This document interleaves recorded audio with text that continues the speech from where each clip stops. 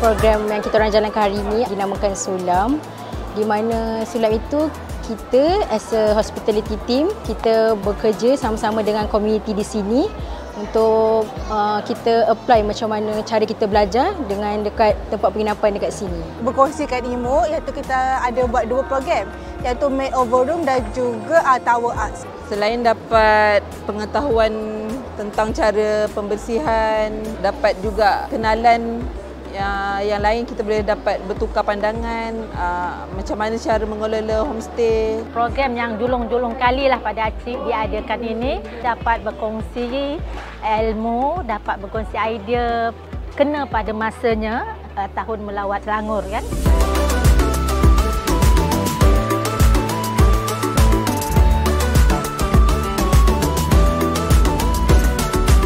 Sabda adalah sebagai pemudah cara untuk pengusaha homestay ni cara-cara mendapatkan lesen, dan Sabda juga nak tahu apa masalah-masalah kekangan yang dihadapi oleh pengusaha homestay di Sabak Bernam, terutama kawasan Sungai Besar lah. Of course, bila ada aktiviti macam ni barulah kita rasa macam teruja untuk promosikan dekat orang luar sana supaya datang ke Sabak Bernam tengok apa yang menarik ada di sekitar kawasan sini. Sebab kat sini pun kita dikelilingi oleh sawah kan, and then ramai orang bandar nak datang macam nak hilangkan stres, nak healing, vacation. So, diorang boleh datang kat sini. Of course, kalau ada lagi program macam ni, of course saya datang lagi.